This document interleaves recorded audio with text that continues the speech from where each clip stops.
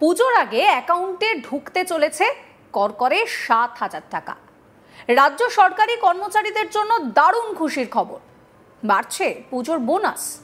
রাজ্য সরকার বিজ্ঞপ্তি দিয়ে জানিয়ে দিয়েছে 2025-26 অর্থবর্ষে অ্যাডহক বোনাসের পরিমাণ এবার বেড়ে যাচ্ছে এবং সেই বেড়ে যে অ্যামাউন্টটা হচ্ছে সেটা হচ্ছে প্রায় ৭,০০০ টাকার কাছাকাছি, ৬,৮০০ টাকা। নবান্ন সূত্রে খবর, এই টাকা সেপ্টেম্বরের মাঝামাঝি রাজ্য সরকারি কর্মচারীদের অ্যাকাউন্টে ঢুকে যাবে।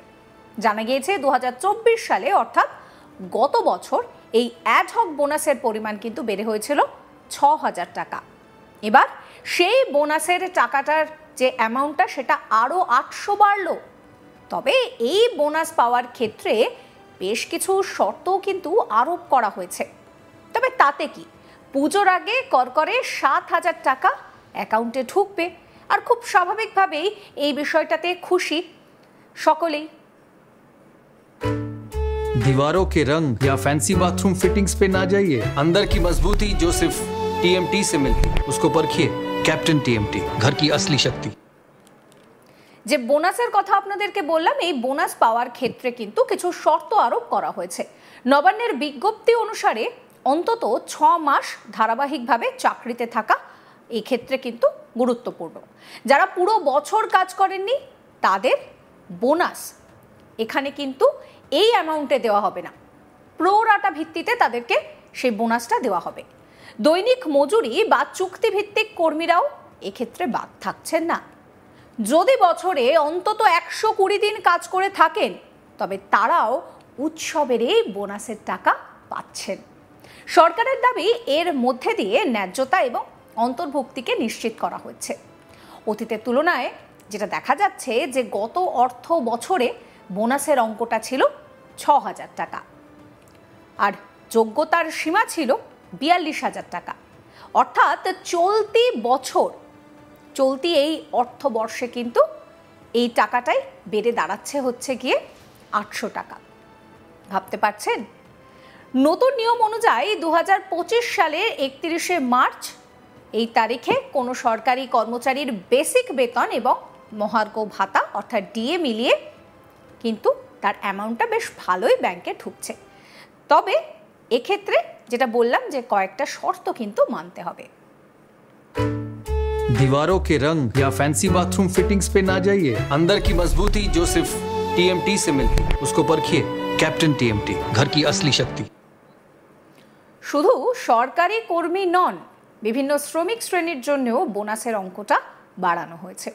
উত্তরবঙ্গে চা শ্রমিক এই বছর ২০% পুজোর বোনাস পাচ্ছেন। ১৫ই সেপ্টেম্বরের মধ্যে এই বোনাসের টাকা কর্মীদেরকে কিন্তু দিয়ে দেওয়া হবে। অন্যদিকে রাজ্য সরকারের ইস্পাত কারখানার শ্রমিকদের বোনাস ২০০ টাকা বাড়ানো হয়েছে। আগে তারা ৯০০ টাকা পেতেন, এখন সেই বোনাসের অঙ্কটাই বেড়ে হচ্ছে ১,১০০ টাকা।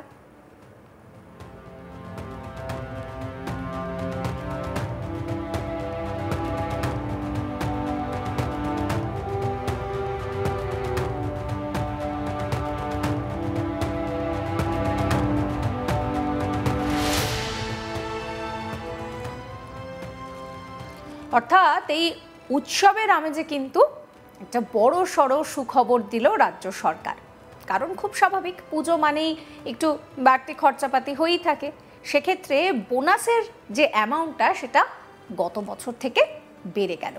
রাজ্য সরকারি কর্মচারীদের জন্য সত্যি খুশির খবর, কারণ বাড়ছে পুজোর বোনাস। রাজ্য সরকার বিজ্ঞপ্তি দিয়ে জানিয়ে দিয়েছে 2025-26 অর্থবর্ষে অ্যাডহক বোনাসের পরিমাণ বেড়ে হচ্ছে ৬,৮০০ টাকা। নবান্ন সূত্রে খবর, এই টাকা সেপ্টেম্বরের মাঝামাঝি রাজ্য সরকারি কর্মচারীদের অ্যাকাউন্টে ঢুকে যাবে। গত বছর অর্থাৎ 2024 সালে এই অ্যাডহক বোনাসের পরিমাণ বাড়িয়ে করা হয়েছিল ৬,০০০ টাকা।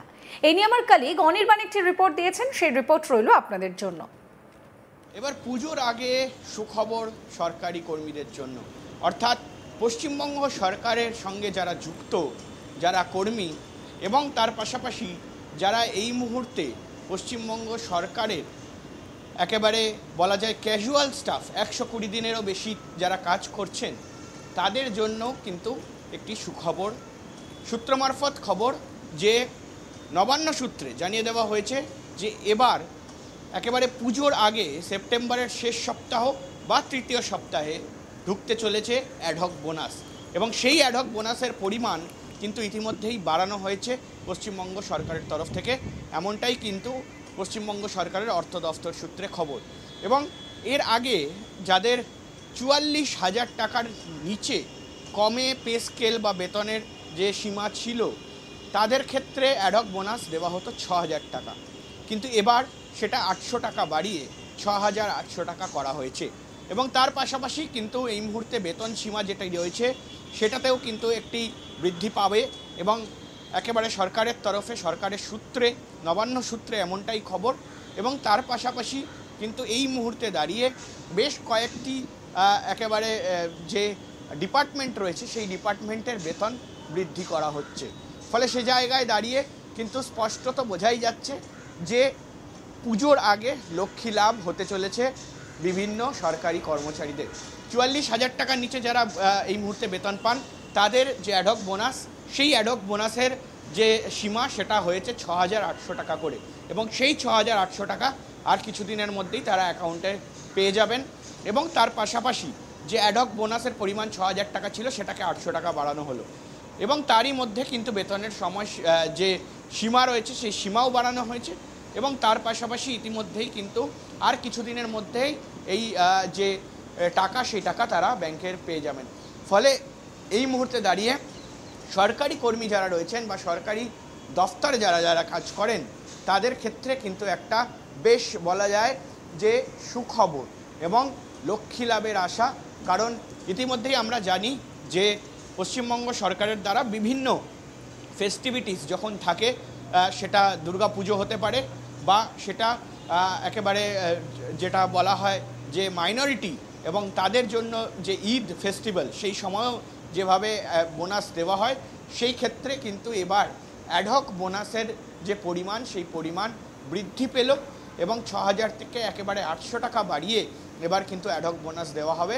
এবং দিন কয়েক আগেই কিন্তু এই নোটিফিকেশান নবান্ন তরফ থেকে হয়েছিল, এবং এমনটা সূত্র মারফত খবর যে একেবারে 120 দিনের বেশি যারা বছরে কাজ করছেন সরকারি দফতরে, সরকারের বিভিন্ন কর্মীরা, তারাও কিন্তু এই বোনাসের আয়ত্তে আসবে, এমনটাই কিন্তু সূত্র মারফত এই মুহূর্তে খবর পাওয়া যাচ্ছে। ফলে সে জায়গায় দাঁড়িয়ে কিন্তু একটা সুখবর বলা যেতেই পারে পুজোর আগে। এবং 2026 সালের বিধানসভা নির্বাচনের আগে মুখ্যমন্ত্রী মমতা বন্দ্যোপাধ্যায় কিন্তু শুধুমাত্র সাধারণ মানুষ নয়, তার পাশাপাশি কিন্তু সরকারি কর্মীদেরও একটা খুশি করার উদ্যোগ নিয়েছেন। ফলে সে জায়গায় দাঁড়িয়ে কিন্তু এই বেতন, সেই বেতনের যে বোনাস, সেই বোনাস বৃদ্ধি পাচ্ছে। সমস্ত খবরের আপডেটের জন্য আপনাদের নজর থাকুক আজ তাক বাংলায়। চ্যানেলটিকে সাবস্ক্রাইব করবেন, নোটিফিকেশন পেতে বেল আইকনে ক্লিক করবেন, ফলো করতে ভুলবেন না আজ তাক বাংলার হোয়াটসঅ্যাপ চ্যানেলও।